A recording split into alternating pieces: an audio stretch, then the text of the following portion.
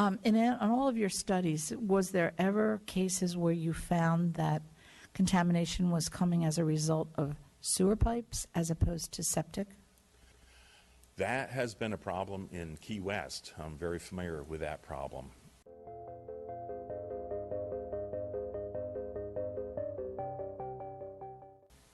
But it's not rampant. It's rare, right?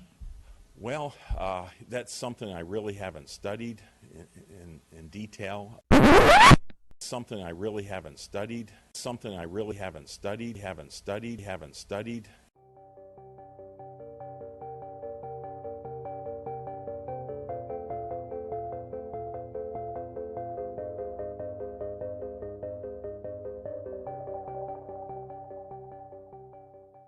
And you, I'm sure, know about this because when you did the study on the Caloosahatchee River, that they found high levels of antidepressants and estrogen and testosterone in dolphins or sharks in the Caloosahatchee.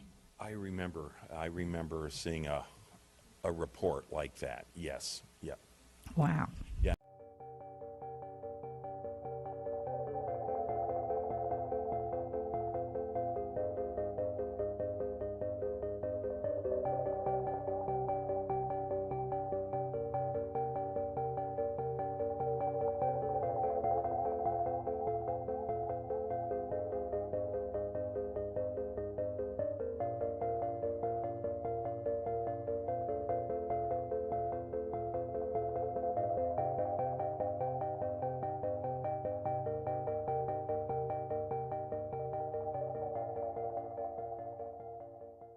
Now, don't forget, Fort Myers does have some surface water outfalls in that system.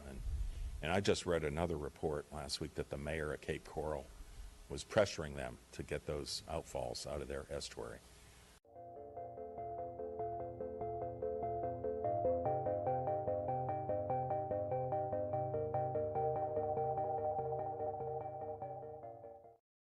Every day in Miami-Dade, Broward, and Palm Beach counties, almost 500 million gallons of minimally treated wastewater is pumped off our coast right into the ocean.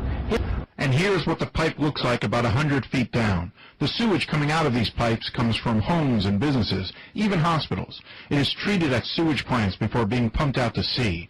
But the outfall, as it's called, is still filled with ammonia, nitrogen, and phosphorus. Most people don't see it. Most people don't realize sewage is being dumped into the ocean. Is that the wastewater coming out of the pipes acts as a form of fertilizer, creating giant algae blooms. That algae ultimately chokes off and kills large sections of the reef. Right now we're just off the boil, what they call the stink hole. I know why they call it a stink hole now. You can smell it. It smells that raw sewage kind of feel to it, like a treated garbage. It's not a pleasant smell at all. As you drift toward the pipe, you see this gray-brown, horrid-looking water just shooting up from the bottom from 90 feet. And you try your best not to get into it, and you swim down toward the pipe. But it's like a nightmare.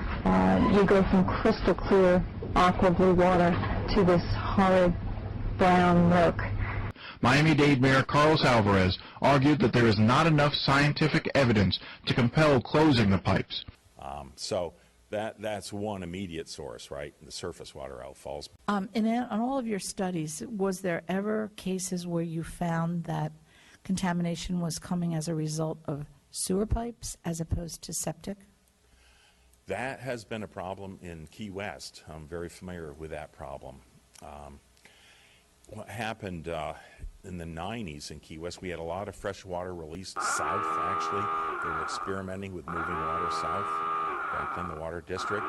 So we had a lot of impact to our regional water quality at a time when the city of Key West infrastructure, their sewage collection system was in pretty bad shape.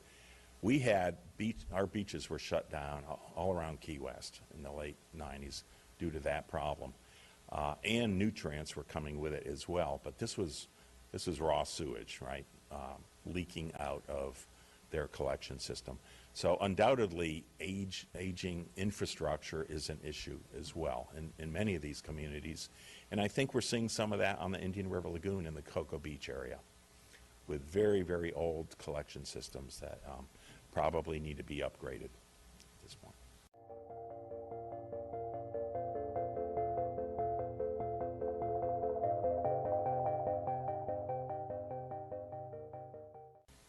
But it's not rampant, it's rare, right?